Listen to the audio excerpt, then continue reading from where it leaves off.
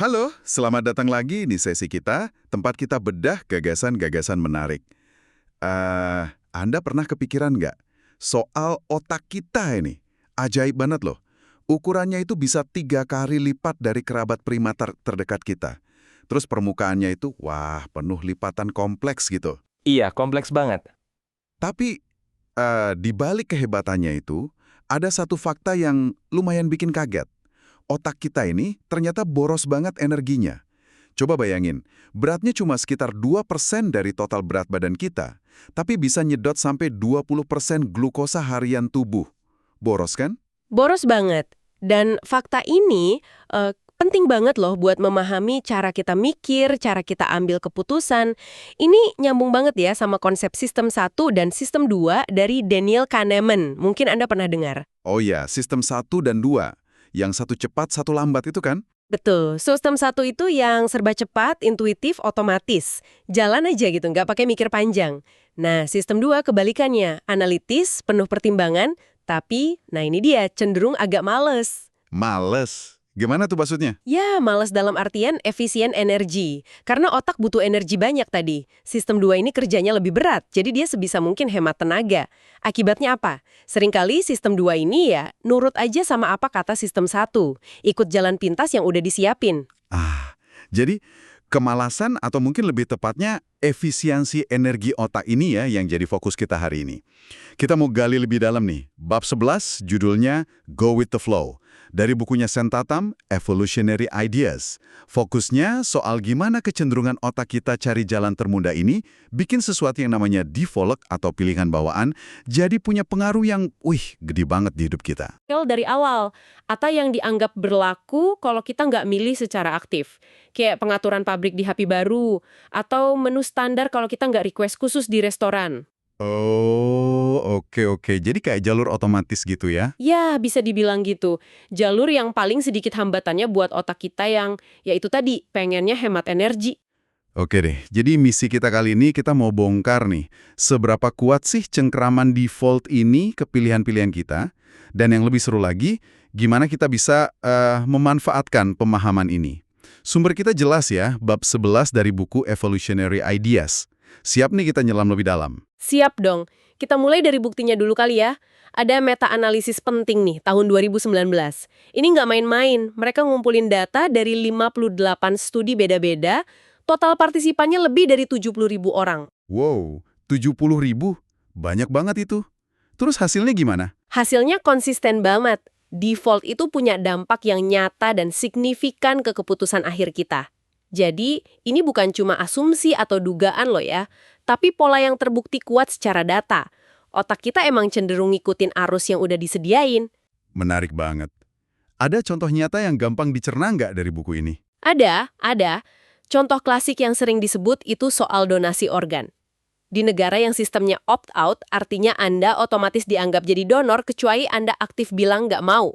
Oh, jadi defaultnya, ya saya donor. Betul. Nah, di negara kayak gitu, tingkat partisipasi donor organnya jauh lebih tinggi dibanding negara yang sistemnya opt-in. Yang opt-in itu kebalikannya, Anda harus aktif daftar dulu kalau mau jadi donor. Defaultnya tidak.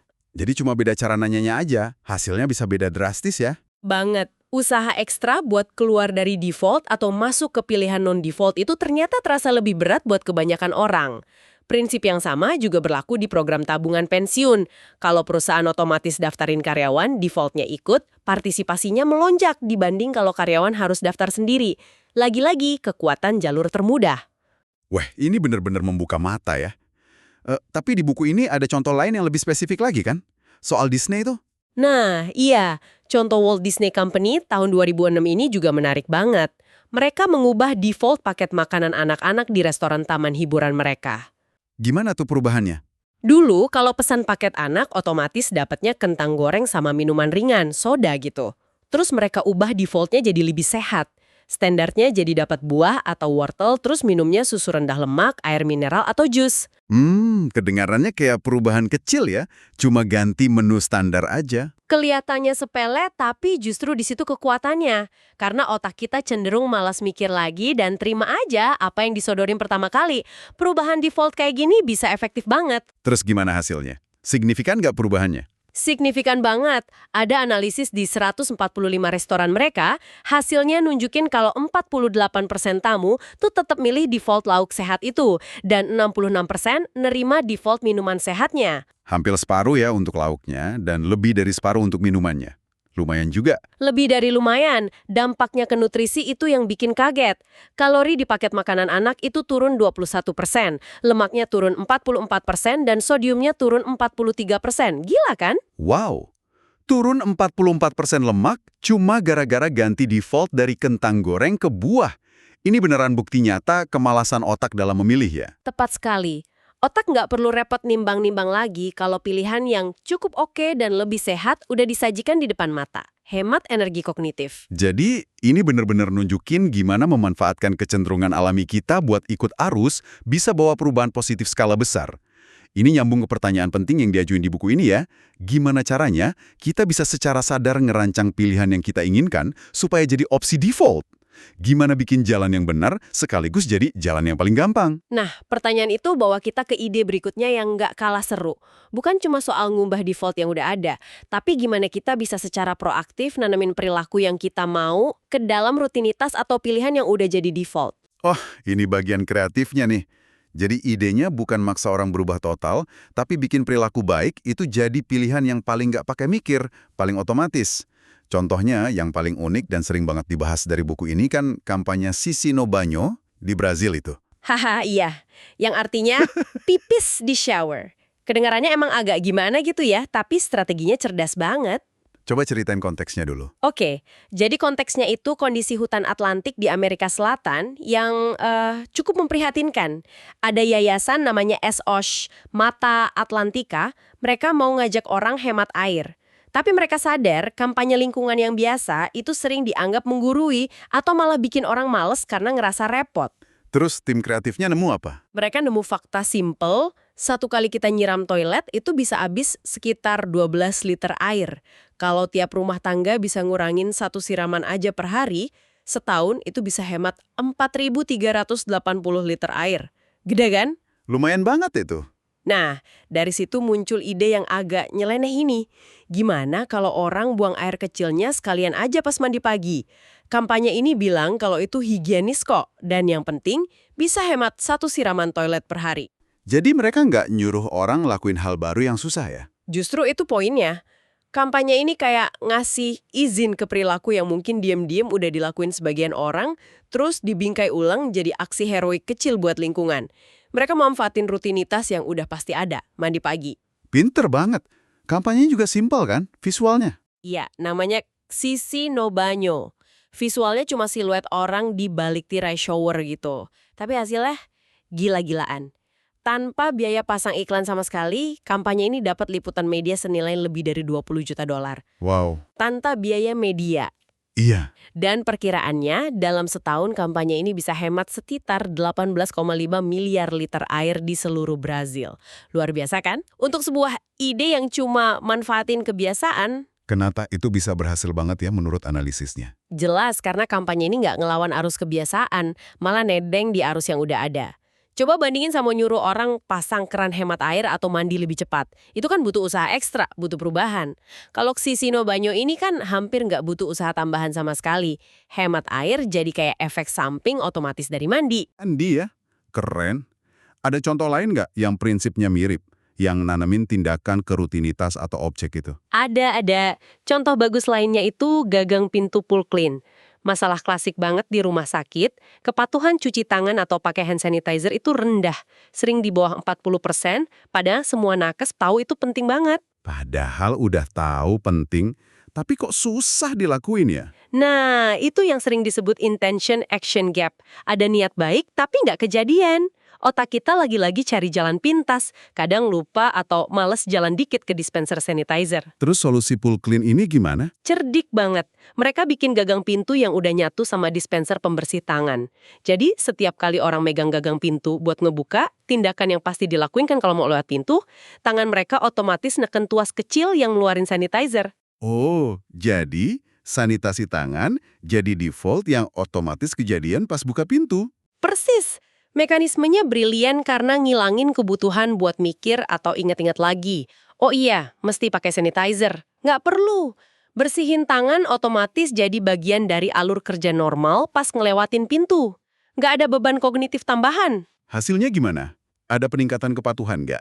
Dilaporin naik sampai 3 kali lipat kepatuhannya. Ini bukti lagi gimana kuatnya nempelin perilaku yang kita mau ke aktivitas atau objek yang udah pasti dipakai atau dilakuin. Otak kita nggak perlu lagi mutusin, karena desainnya udah mutusin buat kita. Ini contoh keren dari apa yang namanya behavioral design atau desain perilaku. Gimana kita ngerancang lingkungan atau alat supaya ngebimbing kita ke tindakan yang lebih baik, tanpa maksa, tapi manfaatin kecenderungan alami kita buat efisien. Ada satu lagi contoh yang dampaknya dalam banget dari buku ini, Savlon Healthy Hands Chalk Sticks di India. Ini masalahnya serius banget loh. Gimana tuh ceritanya? Kebersihan tangan yang buruk di sekolah-sekolah pedesaan India itu jadi salah satu penyebab utama penyakit diare dan infeksi lain. Akibatnya fatal, berkontribusi pada kematian lebih dari 1.000 anak setiap hari. Ya ampun, 1.000 anak per hari gara-gara kebersihan tangan. Iya, mengerikan kan? Nah, di sisi lain, di sekolah-sekolah ini, anak-anak biasa banget pakai kapur tulis buat belajar. Entah di papan tulis atau di batu tulis kecil gitu. Itu udah jadi bagian dari rutinitas belajar mereka. Oke, jadi ada masalah besar higiene tangan dan ada perilaku umum pakai kapur. Terus solusinya? Solusinya, ini menurut saya jenius banget. Savlon kerjasama dengan agensi Ogilvy Mumbai bikin kapur tulis yang dicampur sama butiran sabun halus. Kapur dicampur sabun, gimana cara kerjanya? Jadi anak-anak nulis kayak biasa pakai kapur ini. Bubuk kapurnya kan nempel di tangan tuh. Nah, bubuk ini udah ada kandungan sabunnya. Nanti pas waktunya cuci tangan, misalnya sebelum makan, begitu tangan mereka kena air, bubuk kapurnya langsung jadi sabun. Betul. Langsung berbusa jadi sabun. Jadi pakai sabun itu udah jadi default, otomatis setiap kali mereka selesai aktivitas belajar, nulis pakai kapur. Wah, itu bener-bener nenemin solusi ke dalam kebiasaan yang udah ada ya. Nggak perlu lagi ngingetin ayo pakai sabun karena sabunnya udah nempel di tangan mereka dari aktivitas sebelumnya. Persis. Ini balik lagi ke prinsip inti tadi. Default itu paling efektif kalau dia manfaatin kebiasaan yang udah ada, terus bikin lebih gampang, bukan nambahin langkah baru yang butuh mikir atau usaha ekstra. Ngurangin gesekan mental, ngurangin beban kognitif. Jadi kalau kita lihat polanya ya, dari contoh makanan anak di Disney, terus Siksi no Banyo, gagang pintu pool clean, sampai kapur sabun Savlon ini, semuanya nunjukin pola yang sama. Manfaatin kecenderungan alami otak kita buat ambil jalan yang paling gampang. Mereka nggak nyoba ngubah sifat dasar manusia, tapi justru kerja bareng sama sifat itu. Nah, ini bikin kita mikir ya. Buku ini ngasih beberapa pertanyaan reflektif yang bagus banget buat jadi pemicu inovasi. Pertama, gimana kita bisa nanamin hasil yang kita mau ke dalam keputusan atau tindakan yang udah pasti dilakuin orang? Kayak pool clean yang nempel di aksi buka pintu tadi. Iya. Terus, pilihan umum apa yang bisa kita gandengin sama pilihan yang kita inginkan? Kayak Disney gandengin lauk sehat sama menu utama anak. Dan yang terakhir, gimana kita bisa nyelipin hasil yang kita mau ke dalam perilaku sehari-hari yang udah ada? Kayak kampanye Siksi no Banyo atau kapur Savlon tadi. Pertanyaan-pertanyaan ini ngajak kita buat mikir kreatif ya, gimana caranya nerapin prinsip default ini di konteks kita masing-masing. Kuncinya ya itu tadi, paham betul kenapa default ini kuat banget. Karena dia sejalan sama kodrat otak kita yang selalu nyari efisiensi energi, nyari jalan pintas mental. Kita ini secara alami emang cenderung go with the flow. Dan penting juga buat diingat, penerapan default ini spektrumnya luas kan? Bisa sesimpel ngubah pilihan dari opt-in jadi opt-out, kayak kasus donasi organ tadi. Betul, yang perubahannya mungkin nggak kelihatan secara fisik. Atau bisa juga serumit solusi yang benar-benar terintegrasi ke produk atau lingkungan, kayak gagang pintu pool clean atau kapur Savlon itu. Fleksibilitas ini yang bikin dia jadi alat bantu yang berguna banget di macam-macam situasi. Jadi kalau kita tarik benang merahnya nih ya, kekuatan default itu terletak pada keselarasan alaminya dengan cara kerja otak kita yang efisien energi. Yang kadang kita sebut males tadi. Otak kita tuh dirancang buat cari jalan pintas, dan default itu nyediain jalan pintas yang paling mulus, paling gampang dilewatin. Pesan intinya jadi jelas banget ya, default itu sakti karena dia kerja bareng kita, bukan ngelawan kecenderungan alami otak buat hemat energi. Perubahan kecil aja di pilihan bawaan itu bisa ngasilin gelombang dampak perilaku yang gede banget.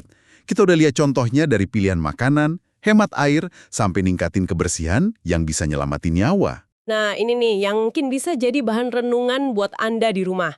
Mengingat betapa kuatnya pengaruh default ini yang seringkali kerja di bawah sadar kita, coba deh, bisa nggak Anda mulai lebih sadar, lebih awas, ngenalin default-default apa aja yang sebenarnya ngebentuk keputusan Anda sehari-hari?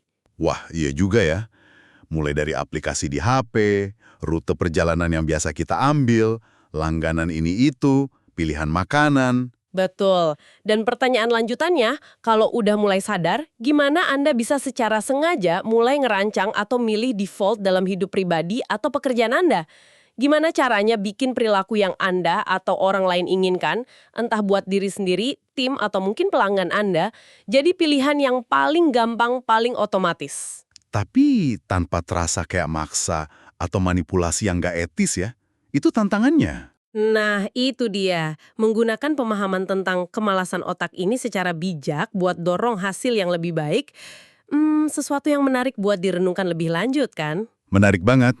Terima kasih banyak sudah menyimak penelusuran kita tentang bab 11, Go with the Flow, dari buku Evolutionary Ideas. Semoga wawasan tentang kekuatan pilihan bawaan ini bisa ngasih perspektif baru buat Anda semua.